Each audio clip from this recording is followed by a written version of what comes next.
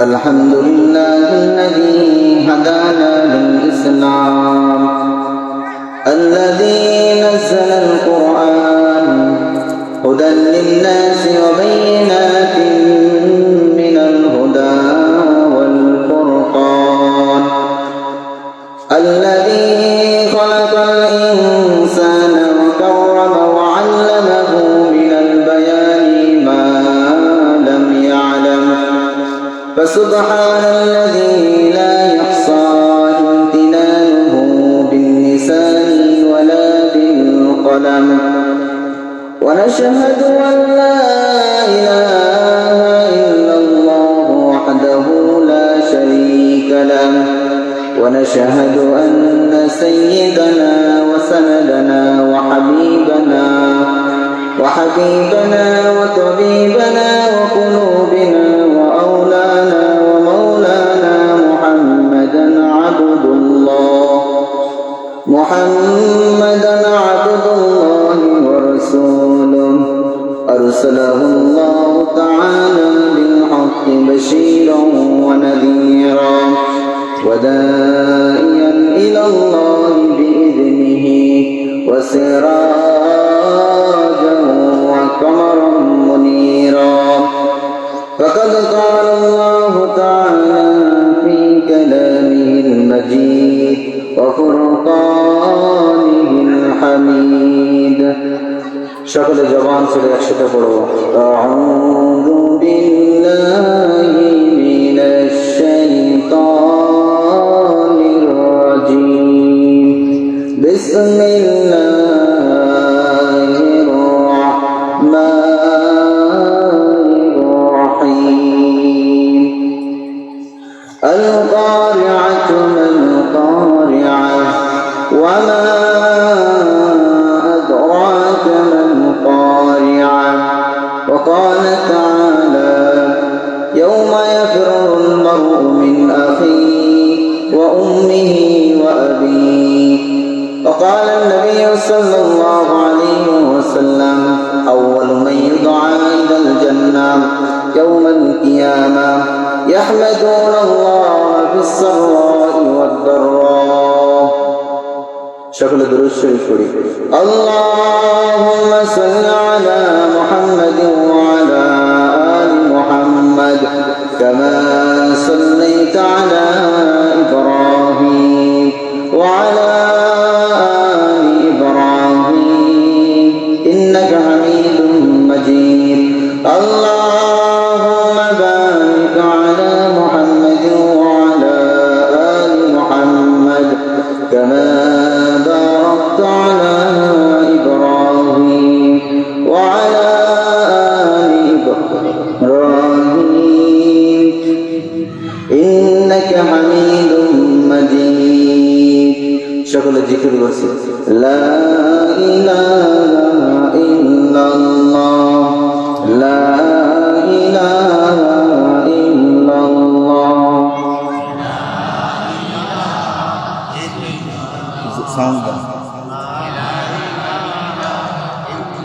لا إله إلا الله.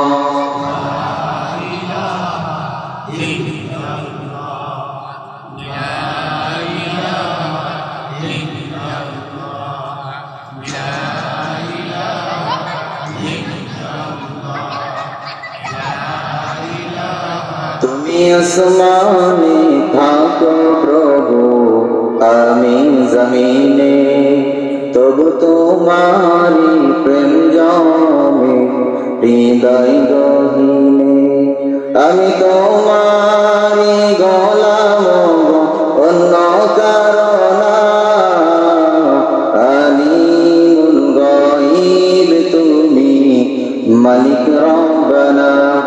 আল্লাহু আল্লাহু আল্লাহু আল্লাহ।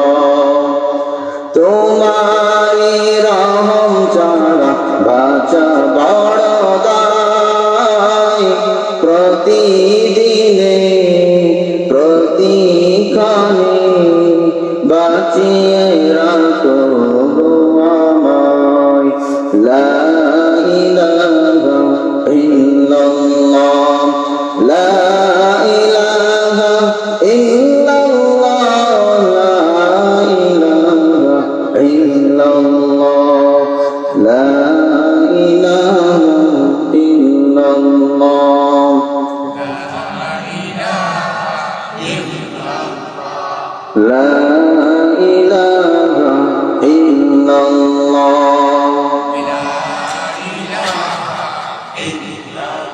লা ইলাহা ইল্লাল্লাহ মুহাম্মাদুর রাসূলুল্লাহ সাল্লাল্লাহু আলহামদুলিল্লাহ।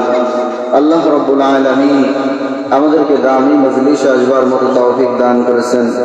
তাফসীরুল কোরআন মাহফিলের মজলিসে আসবার মতো তৌফিক দান করেছেন। আল্লাহ রাব্বুল আলামিন বড় সুস্থতার নিয়ামত দান করেছেন। আল্লাহ রাব্বুল আলামিন আমাদেরকে এমনই একটা সময় উপস্থিত করেছে যে সময়টা বড় দামি একটা সময়। আল্লাহ রাসূল সাল্লাল্লাহু আলাইহি ওয়াসাল্লাম বলেন, কোন ব্যক্তি যদি রাতের অন্ধকারে কোরআনুল কারীমের বয়ান শুনে, কোন ব্যক্তি যদি রাতের অন্ধকারে জিকির করে, তাহলে আমার ওই উম্মাত কিয়ামতের ময়দানে আমার সাথে উঠবে। সুবহানাল্লাহ। এজন্য আল্লাহ রাব্বুল আলামিন আমাদেরকে দামি মজলিসে এনেছেন। তাই আমরা এই দামি মজলিসে এখনো যারা আসতে পারি নাই, দ্রুত চলে আসবো। তো আল্লাহ রাব্বুল আলামিন আমাদেরকে সুস্থতার নিয়ামত দান করেছেন। এজন্য সেই মহান মনিবের দরবারে লাখ কোটি শুকরিয়া আদায় করছি, আলহামদুলিল্লাহ। আল্লাহ রাব্বুল আলামিন সূরাতুল কারিয়ার মধ্যে বলেন, আল কারিয়া মাল কারিয়া।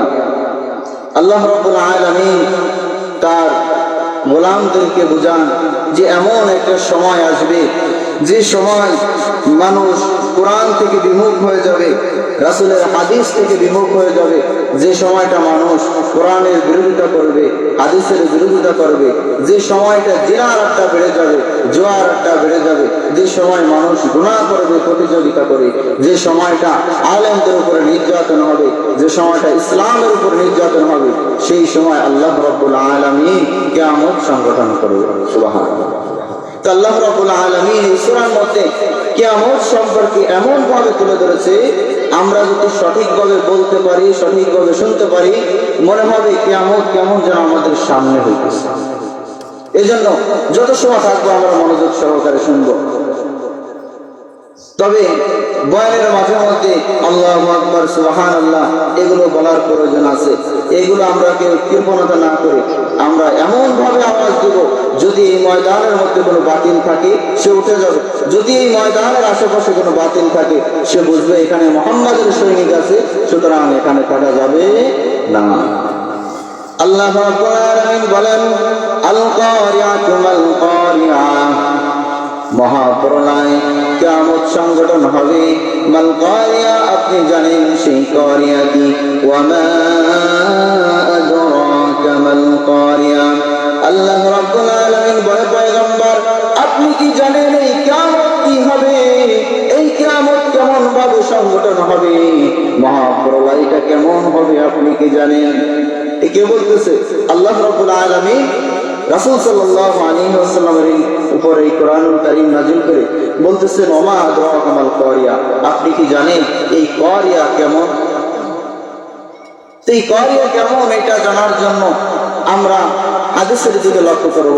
হযরত ইসরাফিল আলাইহিস সালাতু ওয়াস সালামকে আল্লাহ রাব্বুল আলামিন সৃষ্টি করেছেন সিংহায় ফুৎকার দেওয়ার জন্য। কয়টা ফুৎকার? 3টা ফুৎকার দেওয়ার জন্য আল্লাহ রাব্বুল আলামিন ইসরাফিল আলাইহিস সালাতু ওয়াস সালামকে সৃষ্টি করেছেন। তো ইসরাফিল আলাইহিস সালাতু ওয়াস সালামের এই ফুৎকার কেমন হবে এটা বোঝার জন্য আমরা একটু লক্ষ্য করি। আমাদের সমাজে অনেক মানুষ আছে না, সুঠাম দেহের অধিকারী, সে কিন্তু কথা বললে অনেক দূর থেকে শোনা যায়, যায় না? অনেক দূর থেকে শোনা যায়। তো আমাদের সমাজে একটা কথা প্রচলিত আছে যে আগেকার মুরব্বীরা কথা বললে অনেক দূর থেকে শোনা গেছে, মসজিদে আজান দিতে মাইক লাগে না, অনেক দূর থেকে শোনা গেছে। তো এই লোকদের কাছে যদি আমরা জিজ্ঞেস করি তারা দেখতে কেমন ছিল, তো ওই ব্যক্তিদের বর্ণনা এমন ভাবে দিবে যে তারা সুঠাম দেহের অধিকারী ছিল, তাদের বডিটা অনেক বড় ছিল। তো আমরা যতটুকু বুঝতে পারি যে তারা যেহেতু সুঠাম দেহের অধিকারী, তাই তারা কথা বললে অনেক দূর থেকে শোনা যায়। ইসরাফিল আলাইহিস সালাতু ওয়াস সালামের বডিটা কেমন? হাদিসের দিকে তাকাইলে দেখা যায় পয়গম্বর আরবি বলেন, এই জমিনের নিচে ইসরাফিল আলাইহিস সালাতু ওয়াস সালামের পা, আসমানের উপরে তার মাথা। তাহলে তার বডিটা কেমন? আপনার আমার মতো বডি, আপনার আমার মতো বডি না। আপনি আমি কথা বললে বেশি একটা দূর যায় না, কারণ আমরা সেই সুঠাম দেহের অধিকারী না। তো ইসরাফিল আলাইহিস সালামের মুখে যে সিংহার, এই যে সিংহাটা দেওয়া হয়েছে, যে ফুৎকার দিবে, এই ফুৎকারটা কত বড়। হাদিসের দিকে তাকাইলে দেখা যায় এই সিংহার যে ফুৎকারটা, এই ফুৎকারের মধ্যে আবার ৮০,০০০ ছিদ্র আছে। একটা ছিদ্র থেকে আরেকটা ছিদ্র বড়, এমন না যে একটা ছিদ্র যেমন আরেকটা ছিদ্র তেমন না। প্রথম ছিদ্রটা একটু ছোট, তারপরটা একটু বড়, তারপরটা একটু বড়, এমন ভাবে ৮০,০০০ ছিদ্র আছে। সুবহানাল্লাহ। তাহলে কত হাজার? ৮০,০০০ ছিদ্র, একটা ছিদ্র থেকে আরেকটা ছিদ্র বড়। তবে আল্লাহ রাসূল সাল্লাল্লাহু আলাইহি ওয়াসাল্লাম বলেন, সর্বনিম্ন ছোট যে ছিদ্রটা, এই ছিদ্র থেকে এই দুনিয়া আসা যাওয়া করতে পারে। সুবহানাল্লাহ। তাহলে তার সিংহায় ফুৎকার, এই যে সিংহাটা কেমন, আমাদের এই মাইকের মতো না। এই মাইক থেকে কথা হচ্ছে অন্য গ্রামে চলে যেতেছে, কিন্তু সেটা কিন্তু এমন না। সব থেকে ছোট যে ছিদ্রটা, ওইটা থেকে এই দুনিয়াটা যাইতে পারে, আসতে পারে। তাহলে এই সিংহাটা কত। আল্লাহ রাব্বুল আলামিন যখন আদেশ করবে, ইসরাফিল তুমি ফুৎকার দিয়ে দাও। ইসরাফিল আলাইহিস সালাম যখন এই সিংহার মধ্যে ফুৎকার দিয়ে দিবে, মানুষগুলো পঙ্গপালের ন্যায়, বিক্ষিপ্ত পঙ্গপালের ন্যায় ছুটাছুটি করবে। মানুষ বিক্ষিপ্ত পঙ্গপালের ন্যায় ছুটাছুটি করবে। ইসরাফিল আলাইহিস সালামের এই সিংহায় ফুৎকার দেওয়ার পরে দৃশ্যটা কেমন হবে আল্লাহ রাব্বুল আলামিন বলেন, ইয়াউমা ইয়াকুনুন নাসু কাল ফারাশিল মাবসুস ওয়া তাকুনুল জিবালু কাল আহনিল মানকুশ। আল্লাহ রাব্বুল আলামিন বলেন, গোলাম ইসরাফিল আলাইহিস সালামের এই সিংহায় ফুৎকার দেওয়ার পরে পাহাড় তুলার ন্যায় উঠতে থাকবে। সুবহানাল্লাহ। পাহাড় তুলার ন্যায় উঠতে থাকবে। পৃথিবীর জমিনে আমরা দেখতে পাই না যে পাহাড়ে উঠতে আমাদের কত কষ্ট হয়, অনেক সময় লাগে। যারা ইমানদার মুসলমান, তারা অনেক সময় চিন্তা করে যে হায় আল্লাহ, আল্লাহ রাব্বুল আলামিনের কত বড় নিয়ামত। পাহাড়ে ওঠে, যখন উঠতে পারে না তখন এই কথাটা স্মরণ করে। তাহলে এই পাহাড়টা কত বড় পাহাড়। আল্লাহ রাব্বুল আলামিন বলেন, এই পাহাড় তোলার ন্যায় ওই দিন উঠতে থাকবে। তাহলে অনেক ভয়ানক একটা দৃশ্য। যখনই সিংহায় ফুৎকার হবে, মানুষ দৌড়াদৌড়ি করবে, ছুটাছুটি করবে। ওই আওয়াজটা দুনিয়ার সাধারণ কোন আওয়াজের মতো না। আমরা সর্বোচ্চ দুনিয়ায় সব থেকে বড় আওয়াজ কি শুনেছি? এই যে বজ্রপাতের আওয়াজ। এবছর আমাদের পাশের এলাকায় একজন মারা গেছে। এবছর আমাদের এলাকায় একজন মারা গেছে এই বজ্রপাতে। তো এটা যে এলাকায় পড়ে, তার পাশের এলাকার মানুষ ভয় পায়, একজন আরেকজনকে জড়ায় ধরে। তাহলে এই সামান্য আওয়াজে আমরা কতটা চিন্তিত হয়ে যাই, কতটা ভয় পাই আমরা। যখন বাসের চাকা, ট্রাকের চাকা যখন বাস্ট হয়, অনেক আওয়াজ হয়, বিকট একটা আওয়াজ হয়। আমরা আশেপাশে যারা থাকি আমরা ভয় পেয়ে যাই, না জানি কি হয়ে গেল। কিন্তু ইসরাফিল আলাইহিস সালামের ওই দিন সিংহায় ফুৎকারের আওয়াজ এই দুনিয়ার আওয়াজের মতো হবে না। আল্লাহ রাব্বুল আলামিন ইসরাফিল আলাইহিস সালামের এই সিংহায় ফুৎকার পর হযরতে আজরাইল আলাইহিস সালামকে জিজ্ঞাসা করবে যে আজরাইল, তুমি দুনিয়ার সমস্ত মানুষের জান কবজ করে নাও, জিনদের জান কবজ করে নাও। এরপর আল্লাহ রাব্বুল আলামিন বলবেন, আখবিরনি মাইয়াবকা ইয়া জিবরাইল, আখবিরনি মাইয়াবকা। বলো ইয়া আজরাইল, আখবিরনি মাইয়াবকা, যে আর কে কে বাকি আছে? বলবে আসমানের ফেরেশতাগুলো বাকি আছে। বলবে আর তাদের রূহটা নিয়ে নাও। বলবে আল্লাহ, ফেরেশতাদের রূহটা নিয়েছি, প্রধান আমরা 4 জন আছি। আল্লাহ রাব্বুল আলামিন বলবেন, হযরত জিবরাইল আলাইহিস সালামের রূহটা নিয়ে নাও, কারণ দুনিয়াটার কোনো পয়গম্বর যাবে না, অর্থাৎ হযরত জিবরাইলের আর দুনিয়ায় যাওয়ার প্রয়োজন না। আল্লাহ রাব্বুল আলামিন বলবেন, এবার মিকাইলের জানটা নিয়ে নাও, কারণ দুনিয়াতে আর রিজিকের প্রয়োজন নাই, দুনিয়াতে আর রিজিকের প্রয়োজন নাই। এজন্য হযরতে মিকাইলের জানটা কবজ করে না। আল্লাহ রাব্বুল আলামিন আবার বলবেন, আর কি বাকি আছে? বলবে আল্লাহ ইসরাফিল আলাইহিস সালাতু ওয়াস সালাম বাকি আছে, বলে তার রূহটাও কবজ করে নাও। বলবে আর কে কে আছে? বলে আল্লাহ আপনি আর আমি ছাড়া আর কেউ নাই। তো আজরাইল আলাইহিস সালাতু ওয়াস সালাম চিন্তা করবে যে মনে হয় আমরা দুজনেই থাকবো। আল্লাহ রাব্বুল আলামিন বলে না, তুমিও মরে যাও। আল্লাহ রাব্বুল আলামিন ঘোষণা করে দিলেন, কুল্লু মান আলাইহা ফানি ওয়া ইয়াবকা ওয়াজহু রাব্বিকা যুল জালালি ওয়াল ইকরাম। যে ভূখণ্ডে যা আছে সব ধ্বংস হয়ে যাবে, বাকি থাকবে একমাত্র আল্লাহ। তাহলে এই দুনিয়াটা শুরু আছে আবার শেষও আছে। আল্লাহ রাব্বুল আলামিন বলেন যে আমি কোরআনকে সৃষ্টি করি নাই, তবে ওয়াজালিন মুসাম্মা, একটা নির্দিষ্ট সময়ের জন্য সৃষ্টি করেছি। এই জন্য বাজান আমার একটু চিন্তা করেন ওই দিন কেমন ভয়ানক অবস্থা হবে। ওই দিন যদি আমরা থাকি আমাদের অবস্থাটা কেমন হবে। এই জন্য আমরা অনেকে ঘুষের সাথে জড়িত, জিনার সাথে জড়িত, বিভিন্ন অপকর্মের সাথে জড়িত। একটু ফিরে আসে, মানুষ যখন ইবাদত করে, ইবাদতের ভিতরে মজা আসবে, ইবাদত ভালো লাগবে। মানুষ যদি দুইটা জিনিস স্মরণ রাখতে পারে, একটা হলো কবরে, আরেকটা হলো পরকাল অর্থাৎ আখিরাত, কিয়ামতের ময়দানের স্মরণ যদি মানুষ রাখতে পারে, তাহলে আর গুনার কাজ করতে পারে। আল্লাহ রাব্বুল আলামিন বলবেন ওই দিন এই পৃথিবীকে ডাক দিয়ে বলবে, ইয়া পৃথিবী আইনা আশজারুকি, এই পৃথিবী তোমার বড় বড় গাছগুলো কোথায়? যে গাছের কাছে মানুষ গিয়ে সিজদা করতো, আমি আল্লাহকে বাদ দিয়ে গাছের কাছে সিজদা করতো, ওই দিন আল্লাহ রাব্বুল আলামিনের ওই আওয়াজে, কহারিয়াতের আওয়াজে এই পুরো জমিনটা, আসমান জমিন থরথর করে কাঁপতে থাকবে। যেন গাছের কাছে জিজ্ঞাসা করবে যে গাছ আজকে তুমি কোথায়? যে তোমাকে সিজদা করতো, আমি আল্লাহকে বাদ দিয়ে তোমাকে সিজদা করতো, একটু বসে করে যান, তোমাকে সিজদা করতো, আজ তুমি কোথায়?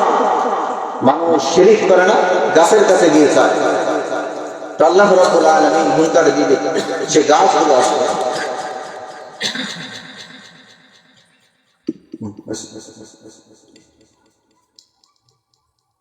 আল্লাহ রাব্বুল আলামিন গাছকে জিজ্ঞাসা করবে, গাছ তুমি আজ কোথায়? তোমার কাছে মানুষ যাইতো, সিজদা করতো, বিভিন্ন জিনিস মানত করতো। আসলে গাছের কাছে যাওয়া যাবে? আল্লাহ রাব্বুল আলামিন কিয়ামত সংঘটন করবে কোন সময়? যখন মানুষ শিরকের সাথে লিপ্ত হয়ে যাবে। এজন্য আমরা আজ থেকে একটু অন্তর্ভুক্ত হই, জীবনে যতদিন বেঁচে থাকবো আর কখনো শিরিক করবো না। একটু হাত তুলি, কারা কারা আর শিরিক করবো না? আল্লাহ আমাদের হাতকে কবুল করেন, আমিন। তাহলে আমরা শিরিকের সাথে লিপ্ত থাকবো। আমরা আমাদের সন্তানকেও আদেশ করবো যেন কোনো শিরিকের সাথে লিপ্ত না হয়। অনেক সময় বলে দেরি যে ওষুধটা না খাইলে আমি সুস্থ হইতাম না। সুস্থ করার মালিক কেটা? আল্লাহ। সুস্থ করার মালিক ঔষধ না, সুস্থ করার মালিক কোন ডাক্তার হইতে পারে না, সুস্থ করার মালিক আল্লাহ। তো সন্তানদেরকে আমরা আদেশ করবো যেন তার শিরিক না করে। যদি আমরা কোরআনুল কারীমের আরেকটা সূরার দিকে লক্ষ্য করি, সূরাতুল লুকমান, আল্লাহ রাব্বুল আলামিন এই সূরা লুকমানের মধ্যে লুকমান আলাইহিস সালাতু ওয়াস সালামের কথা তুলে ধরেছেন। তবে এই লুকমান আলাইহিস সালাতু ওয়াস সালাম বড় দামি মানুষ ছিলেন। সন্তানকে বলেছে, সন্তান, ইয়া বুনাইয়া লা তুশরিক বিল্লাহ, হে আমার সন্তান, তুমি কখনো আল্লাহর সাথে কাউকে শরীক করবা না। সুবহানাল্লাহ। হযরত লুকমান আলাইহিস সালাতু ওয়াস সালাম আরো বলেন, ইন্নাশ শিরকা লাযুলমুন আযীম, যে শিরিক হলো সব থেকে বড় গুনাহ। শিরিক হলো সব থেকে বড় গুনাহ। এই কিয়ামত সংঘটন হওয়ার পিছনে, ইসরাফিল আলাইহিস সালাতু ওয়াস সালামের সিংহায় টুকরা দেওয়ার পিছনে বিশেষ একটা কারণ হলো মানুষ শিরকে লিপ্ত হয়ে যায়। তো লুকমান আলাইহিস সালাতু ওয়াস সালাম বড় দামি মানুষ ছিলেন। হযরত লুকমান আলাইহিস সালাতু ওয়াস সালাম তিনি ছিলেন রাখাল মানুষ, তাকে দেখতে অতটা ভালো ছিল না, খাটো প্রকৃতির মানুষ ছিলেন, অধিক কালো ছিলেন। লুকমান আলাইহিস সালাতু ওয়াস সালামকে দেখতে বেশি ভালো লাগতো না। লুকমান আলাইহিস সালাতু ওয়াস সালামের কাছে আশেপাশের রাখালেরা, আশেপাশের মানুষরা তার কাছে ইলম নেওয়ার জন্য চলে আসতো। লুকমান আলাইহিস সালাতু ওয়াস সালাম কাজ শেষ করে এই মানুষদেরকে একটু সময় দিতেন, ইলম শিক্ষা দিতেন। লুকমান আলাইহিস সালাতু ওয়াস সালামের মালিক চিন্তা করলেন, সে তো আমার একজন গোলাম, তার কাছে আমি আবার কি ইলম নিব? তো লুকমানকে একদিন বললেন, হে লুকমান, তুমি আমার কাছে আসো। লুকমান, তুমি যে এই বকরির পাল গুলো রাখো, এই বকরির পাল থেকে একটা বকরি তুমি জবাই করবা, আর সব থেকে দামি দুইটা অঙ্গ আমার জন্য নিয়ে আসবা। লুকমান আলাইহিস সালাতু ওয়াস সালাম একটা বকরি জবাই করে সব থেকে দামি অঙ্গ অর্থাৎ হৃৎপিণ্ড আর জিহ্বাকে এনে দিলেন।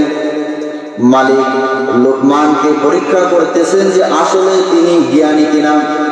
পরের দিন আবার বললেন, লুকমান, তুমি আরেকটা বকরি জবাই করবা, আর সব থেকে নিকৃষ্ট দুইটা অঙ্গ তুমি আমার কাছে নিয়ে আসবা।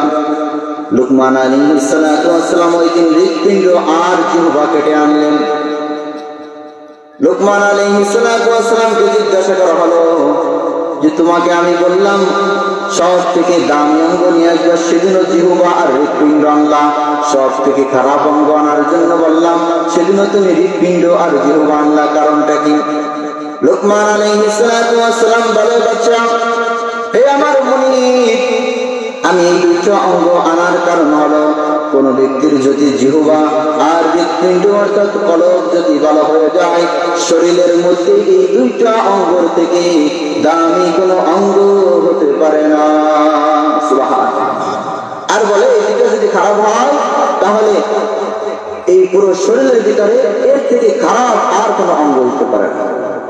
বুঝাইতে চাই যে লুকমান আলাইহিস সালাতু ওয়াস সালাম যে এমন দামি মানুষ যে আল্লাহ একবার প্রশ্ন করেছে, লুকমান, তুমি কি নবী হইতে চাও? তুমি যদি নবী হইতে চাও, তোমার নবী বানায় দেবে। তাহলে কত বড় দামি মানুষ, সে তার সন্তানকে আদেশ করতেছে, ইয়া বুনাইয়া লা তুশরিকু বিল্লাহ, হে আমার সন্তান, তোমরা আল্লাহর সাথে শিরিক করবে না। ইন্নাশ শিরকা লাযুলমুন আযীম, নিশ্চয় শিরিক হলো মহা অপরাধ, সব থেকে বড় গুনাহ। আল্লাহ রাব্বুল আলামিন হুঙ্কার দিবেন, ইয়া পৃথিবী আইনা আশজারুকি, হে পৃথিবী তোমার বড় বড় গাছগুলো কোথায়?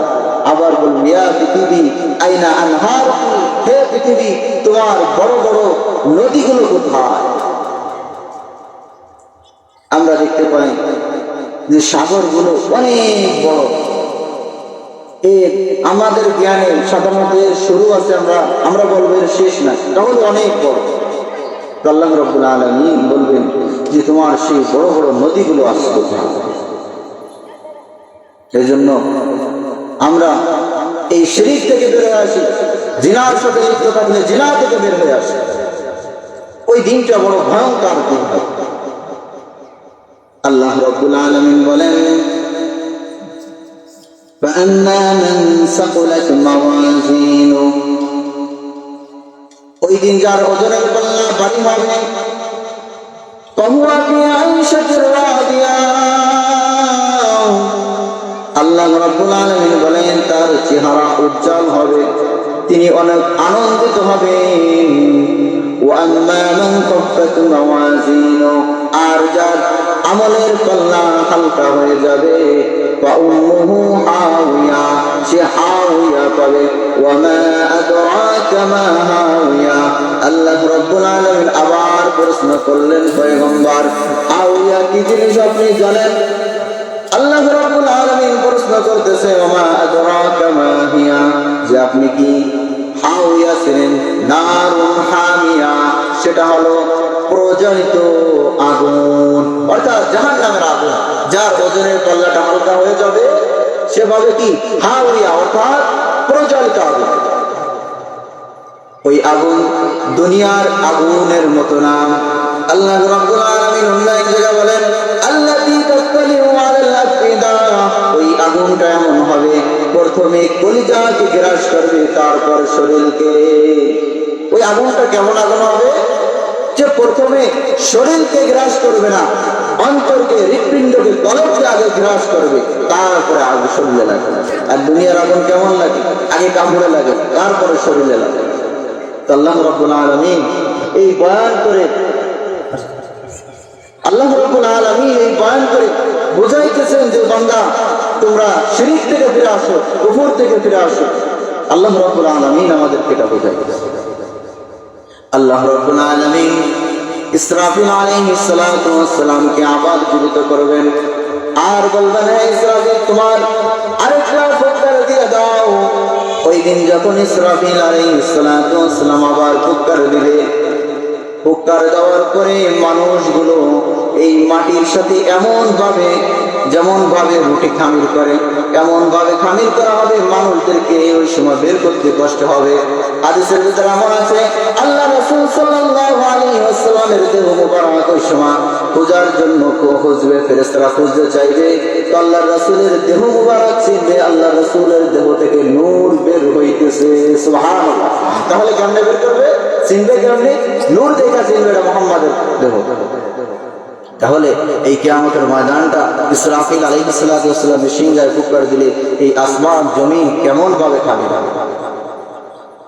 রুটিওয়ালার এই যে খামির তৈরি করে, এর থেকেও বেশি ঘোরাফেরা হবে, এর থেকেও বেশি জমিনের মধ্যে মিশে যাবে, মানুষ বের করতে কষ্ট। ইসরাফিল আলাইহিস সালাতু ওয়াস সালাম 3 নম্বর ফুৎকার দেওয়ার পরে সমস্ত মানুষ আবার উঠবে। আল্লাহ রাব্বুল আলামিন বলেন, ওয়ামিনহা নুখরিজুকুম তারাতান নুখরা, মানুষগুলো আবার পুনরায় জীবিত করবে, মানুষগুলোকে আবার পুনরায় জীবিত করবে, বিচারের কাজ করায় দেওয়া। ওই দিন এমন বিচারের কাজ করা হবে। আল্লাহ রাব্বুল আলামিন কুরআনুল কারীমের মধ্যে বলেন, ইয়াউমা ইয়াফিরুল মারউ মিন আখিহি ওয়া উম্মিহি ওয়া আবিহি ওয়া সাহিবাতিহি ওয়া বানি। ওই দিন এমন ভয়ঙ্কর দিন হবে, ইয়াউমা ইয়াফিরুল মারউ মিন আখিহি, ওই দিন ভাই ভাইকে দেখে পলায়ন করবে। ওই দিন ভাই ভাইকে দেখে পলায়ন করবে। ওই দিন ভাই ভাইকে দেখে পলায়ন করবে। দুনিয়ার জমিনে ভাই ভাইয়ের জন্য জীবনটা দিয়ে দেয়, আছে না? ভাই ভাইয়ের জন্য জীবন দেয় না? দেয়।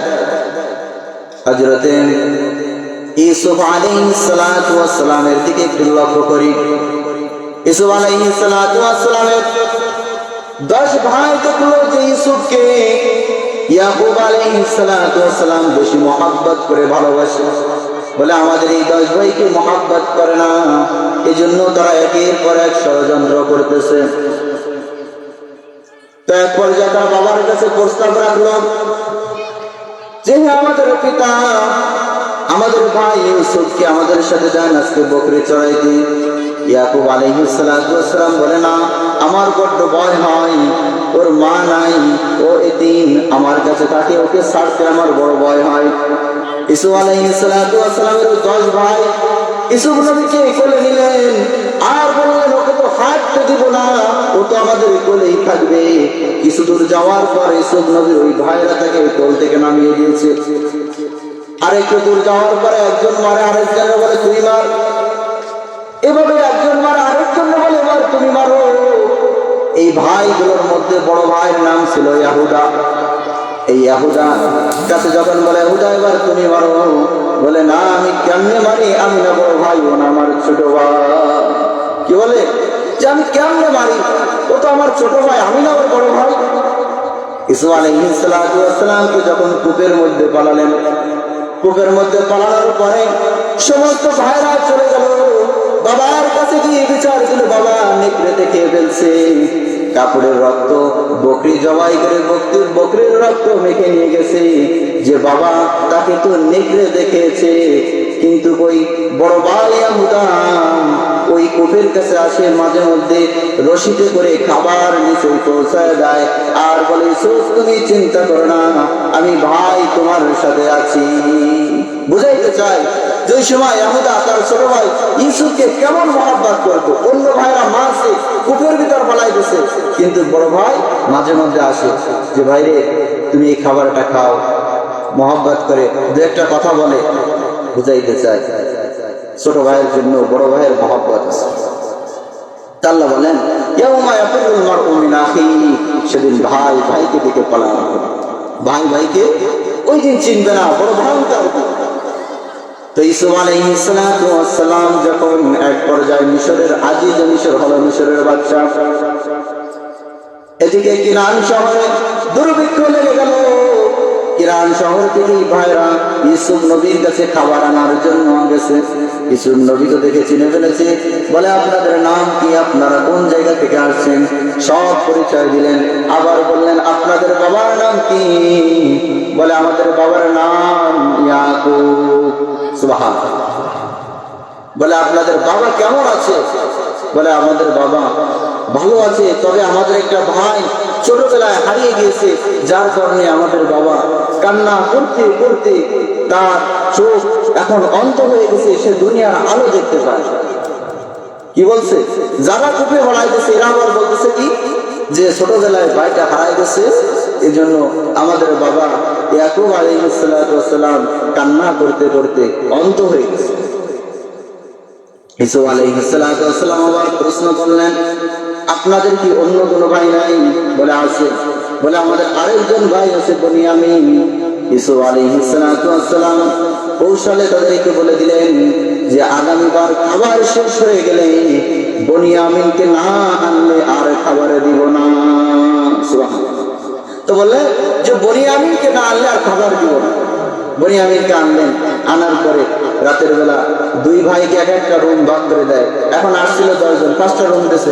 এখন বনিয়ামিন বাদ আছে, বলে আপনাদের এই ভাই কোথায় থাকবে, এই ভাইটাকে যদি আমার সাথে আমার রুমে নেই, কোনো সমস্যা আছে। ওরা চিন্তা করে যে না, এটা আজিজে মিশর, এর সাথে যখন আমাদের সম্পর্ক বেশি হবে আমরা খাবার একটু বেশি পাবো, ইরান শহরে আমরা খাবার একটু বেশি নিয়ে যেতে পারবো। বলে আচ্ছা ঠিক আছে, আমাদের ভাই বনিয়ামিন আপনার সাথে থাকবে। ইউসুফ আলাইহিস সালাম ওই সময় তার ভাই বনিয়ামিনকে রুমের মধ্যে নিয়ে বলেন, এ বনিয়ামিন তুমি কি জানো তোমার বড় ভাই ইউসুফ ছোটবেলায় হারিয়ে গেছে? বলে হ্যাঁ। বলে আমি তো সেই ইউসুফ।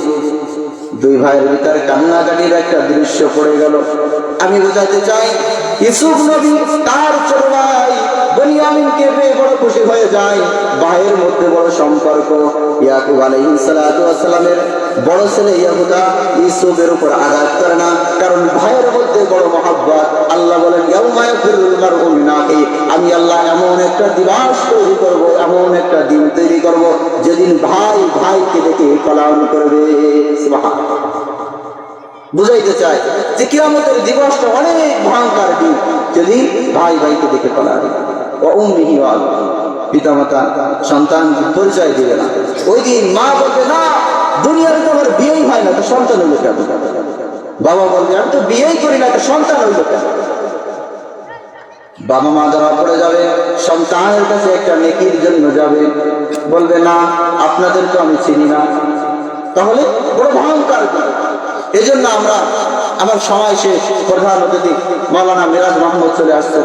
হুজুর অনেক দামি কথা বলেন, আমরা সকলে মনোযোগ দিয়ে শুনবো, হুজুরের কথাগুলো আমল করার চেষ্টা করব। সর্বশেষ কথা হলো এই কিয়ামত কখন সংঘটিত হবে? যখন শিরিক বেড়ে যাবে, যখন কুফর বেড়ে যাবে, যখন জিনা বেড়ে যাবে, যখন সমস্ত রকম অপকর্ম মানুষ প্রতিযোগিতা করে করবে, তখন এই দিনটা কায়েম হবে। এখন এই দিনটা বড় ভয়ঙ্কর দিন। আমরা একটু ওয়াদাবদ্ধ হতে পারি না? যে যতদিন আমরা বাঁচবো, আল্লাহর হায়াত, আল্লাহ আমাদেরকে যতদিন বাঁচায়, আমরা 5 ওয়াক্ত নামাজ জামাতের সহিত পড়বো। কে কে আছে একটু হাত উঠে করে হুজুর মাহফিলের ময়দান বড় দামি ময়দান থেকে কথা করলাম, হুজুর 5 ওয়াক্ত নামাজ পড়ার চেষ্টা করবো ইনশাআল্লাহ। হায়াতের জিন্দেগি খুবই কম, হায়াতের জিন্দেগি খুবই কম। আমরা নিজেরা চিন্তা করি, যার 60 বছর বয়স হয়েছে তার কাছে জিজ্ঞাসা করি যে আপনি আপনার জীবনের পিছনের দিকে লক্ষ্য করেন, সে আমাকে কি বলবে জানেন? যে হুজুর সেদিনই তো বললো কাল, সেদিন বিবাহ করলাম, সেদিন সন্তান হলো, সব কিছু কেমন যেন সেদিন বলে। কিন্তু যখন জিজ্ঞাসা করা হয় আল্লাহর রাসূলের হাদিস অনুযায়ী 60, 65, 70 বছর হায়াত, তাহলে আপনার কাছে 60 বছর সেদিন মনে হয়, তাহলে সামনের 5টা বছর, সামনের 10টা বছর, তাহলে আর কত দূর হইতো? কিন্তু এই 60 বছর তার কাছে সেদিন, 10 বছর তার কাছে অনেক বড় বিল্ডিং করতে হবে, সন্তানদেরকে ইঞ্জিনিয়ার বানাইতে হবে, বিভিন্ন চিন্তা ভাবনা। সম্মানিত হাজিরিন, এত সমাজে আলোচনা করলাম। আল্লাহ রাব্বুল আলামিন প্রথমে আমাকে আমল করার তৌফিক দান করেন, এরপরে আল্লাহ রাব্বুল আলামিন আমাদের সকলকে এর উপর আমল করার তৌফিক দান করেন। আমিন। ওয়া আখিরু দাওয়ানা আনিল হামদুলিল্লাহি রাব্বিল আলামিন। আসসালামু আলাইকুম ওয়া রাহমাতুল্লাহ।